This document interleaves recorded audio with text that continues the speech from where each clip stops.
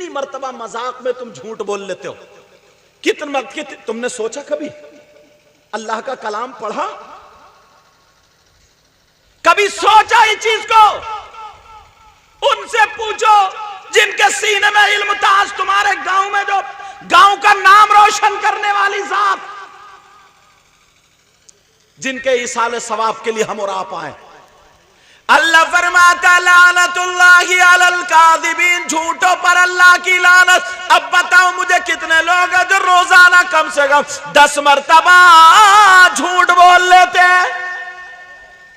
और हजरत कई तो पीर भी ऐसे, अल्लाह माफ फरमाए, मुरीद पीर के सामने उसकी गीबत चुगली कर रहे हैं और ये पीर गर्दन हिला रहा है, ये इसकी भी गर्दन तोड़ दी जाएगी, ये भी गर्दन हिला रहा है, इसका नफ्स मोटा। समझाता नहीं, तफसीर नहीं करता, कुरान की आयत नहीं बताएगा। ये नहीं है कि उसके सामने अदब से बैठे लोग, नहीं, बस बकर बकर बकर बकर बकर, जितना बोल लेगा उतना ही कामयाब।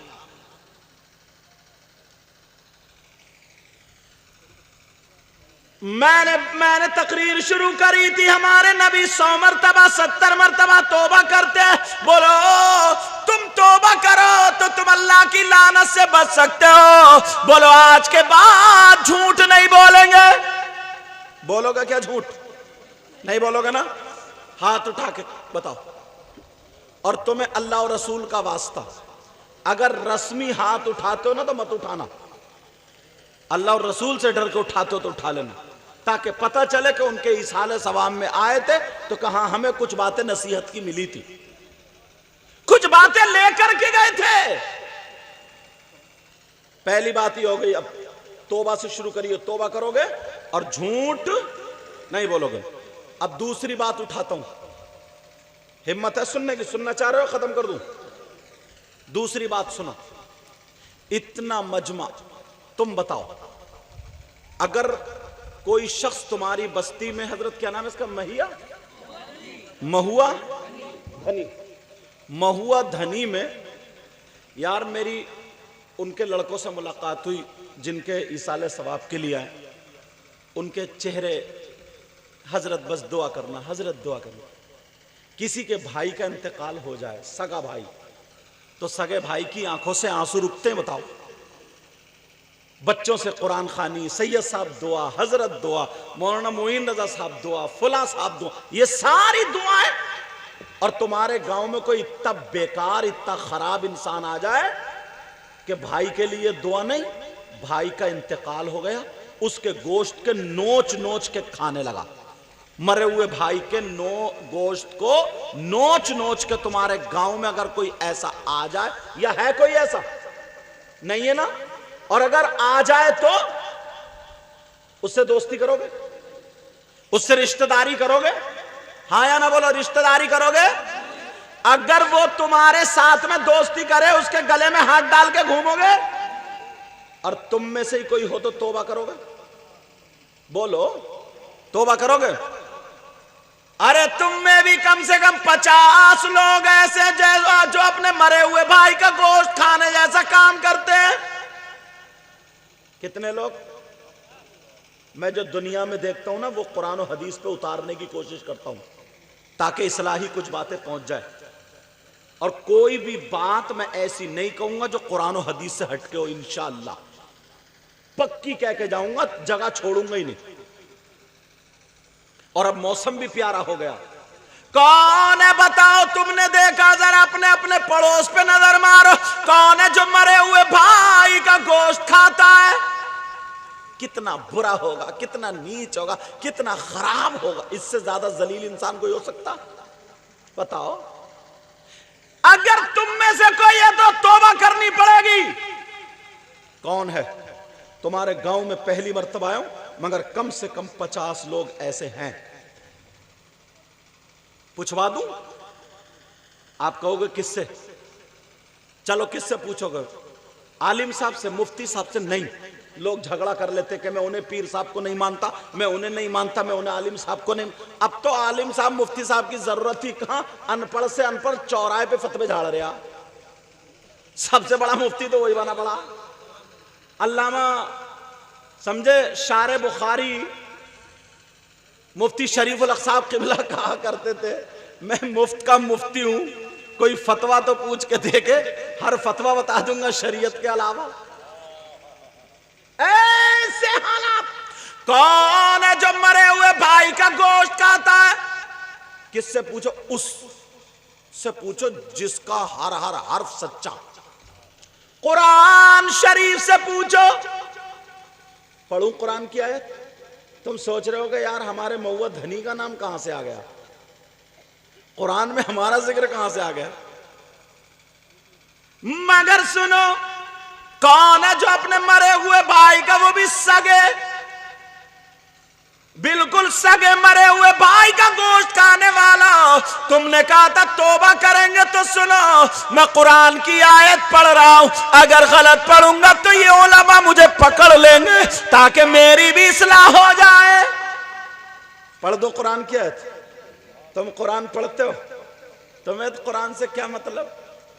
बाज के घर में कोई मुसलमान ऐसा नहीं है सैयद साहब जिनके घर में कुरान ना हो, मगर उस कुरान के जुज़दान पे धूल चढ़ रही है। 8-8 दिन हो जाते हैं कुरान खुलता नहीं, और ये मोबाइल इसे उफ उफ ऐसे चाट चाट के रख रहे हैं। इसके कपड़े बदले जा रहे हैं, कुरान खोलने वाले नहीं। मगर कुरान शरीफ की आयत सुनो, बिस्मिल्लाहिर्रहमानिर्रहीम, वला यग़्तब बअदुकुम बअदा अयुहिब्बु अहदुकुम अन यअकुल लहमा अखीहि मैतन फकरिहतुमूह। बताओ कुरान की आयत है कि नहीं? तर्जमा अपने घर जाके देख लियो, मगर करे देता हूं और आसान तर्जमा करूंगा, इतना आसान। कौन है जो अपने मरे हुए भाई का गोश्त खाता है? अब कुरान से जवाब मिल गया।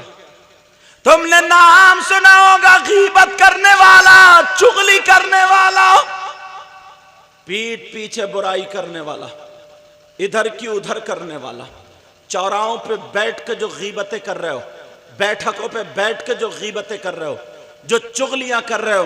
अल्लाह फरमाता वला यग़्तब बअदुकुम बअदा, सीधा तर्जमा कर रहा हूं, गीबत करने वाला, चुगली करने वाला, पीठ पीछे बुराई करने वाला ऐसा है जैसे अपने सगे मरे हुए भाई का गोश्त खाने वाला।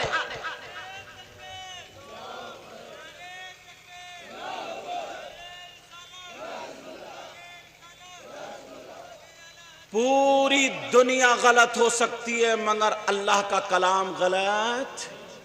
बोलो बोलो प्यारे, अल्लाह का कलाम गलत। आज के बाद कोई गीबत करेगा, चुगली करेगा? मैंने शुरू तकरीर कहां से की थी? तौबा से। और तुमने वायदा किया था कि इंशाल्लाह तौबा करेंगे। वायदा किया था, तो तौबा कौन करेगा? हाथ उठा के करोगे? ऐसे ही हाथ उठा के तौबा करो सब लोग, हाथ उठाओ बिल्कुल, और पक्के सच्चे दिल से, पक्के सच्चे दिल से। ये हाकिम है। कुछ लोगों के जहन में ये आता कि उलमा तो सुभान अल्लाह कह नहीं रहे, उलमा तो हाथ उठा नहीं रहे, समझे? इमाम क़िरात करता है, मुक्तदी नहीं करते। समझ रहे मेरी बात? ये तुम्हारा हक है, तुम्हारा, समझ रहे बात? हालांकि हमें भी तौबा करनी चाहिए, ऐसा नहीं कि हमारा भी हक नहीं है, कहीं जुमला गलत हो जाए। समझ रहे बात मेरी? मगर तुम्हारे लिए बयान है, तकरीर है, इस्लाह हम सबके लिए है। अब सुनो, तौबा करो पक्के सच्चे दिल से, बोलो या अल्लाह, आज के बाद गीबत नहीं करेंगे, चुगली नहीं करेंगे, किसी की पीठ पीछे बुराई नहीं करेंगे। बोलो इंशाअल्लाह।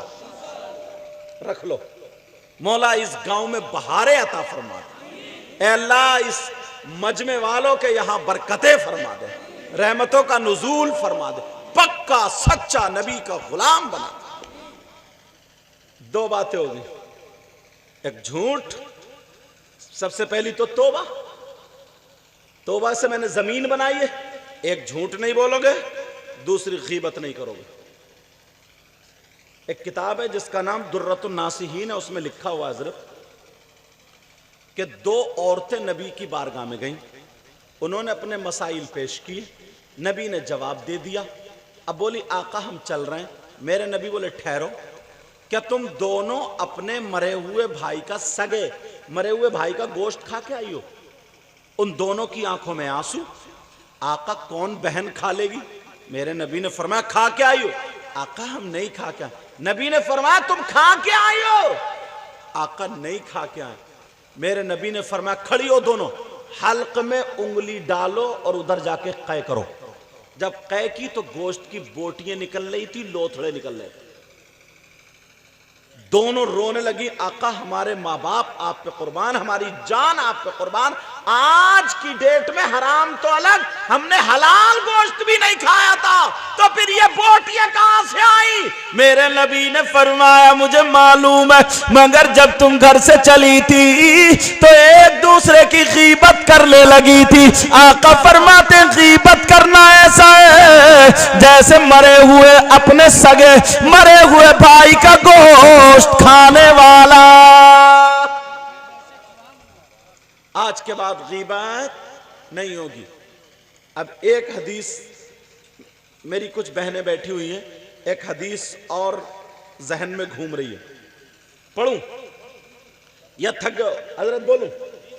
अल्लाह के रसूल सल्लल्लाहु ताला अलैहि वसल्लम इरशाद फरमाते मन आला सलास बनातिल फअद्दबहुल्लाह व ज़व्वजहुल्लाह। आका फरमाते अल्लाह ताला अगर किसी को 3 बेटियां अता फरमाए और वो तीनों की सही परवरिश कर दे, फलहुल जन्नत, तो उसके लिए जन्नत है, वो जन्नत का हकदार है। नबी फरमाते हैं जिसके पास 3 बेटियां हो और वो तीनों की सही परवरिश कर दे तो वो जन्नत का हकदार। एक सहाबी खड़े हुए, आका अगर जिसकी 2 बेटियां हो उसके बारे में नबी ने फरमाया फअद्दबहुन्ना, उनकी सही परवरिश कर दे, उनको अदब सिखा दे, अखलाक सिखा दे, उनकी शादी कर दे, वो भी जन्नत का हकदार है। कहा आका अगर जिसकी 1 बेटी हो तो नबी ने फरमाया अगर सही परवरिश कर दे तो वो भी जन्नत का हकदार। बेटियां जहमत नहीं बल्कि रहमत है। कब? जबकि सही परवरिश कर दे। मगर ये मैंने जमीन बनाई, इसमें हदीस सुनो, आका फरमाते सलासा ला यदखुलूनल जन्नह अला कुल्ली वालिदै वद्दयूस व रजुलतुन निसा। नबी फरमाते हैं मेरी उम्मत में 3 किस्म के लोग ऐसे हैं जो जन्नत में नहीं जा सकते। एक तो माँ बाप को सताने वाला, दूसरा दयूस। अरे दयूस कौन है? दयूस वो माँ बाप है जिसकी बेटियां बेपर्दा घूमती हो। दयूस वो माँ बाप है जिनकी बेटियां फैशनीले कपड़े पहन के अपने जिस्म को आधा आधा नंगा करे घूम रही है। दयूस वो माँ बाप है जिनकी बेटियां मोबाइलों पर चैटिंग सेटिंग कर रही है। दयूस वो माँ बाप है जिनकी बेटियां बेपर्दा घूम रही है। नबी फरमाते जन्नत में नहीं जा सकता। अरे बेटियों की सही परवरिश कर दो तो जन्नत तुम्हारा इंतजार कर रही है, और बेटियों को आजाद छोड़ दो तो तुम्हें जन्नत से रोक दिया जाता। मैं ज्यादा तेज तो नहीं बोल गया? समझ में आई सबके? दोनों हदीसें मैंने एक दूसरे के तनाजुर में पेश कर दी। एक तरफ तो बेटियों की वजह से जन्नत। अब खुद जायजा लो अपना। तुम्हारे यहां शादी हो, तुम्हारे यहां ब्याह हो, तुम्हारे यहां कोई फंक्शन हो, उसमें तुम्हारी बेटियां अगर होती हैं, अब उनके लिबास पे नजर मारी हो, हुकूमत ने कह दिया इन्हें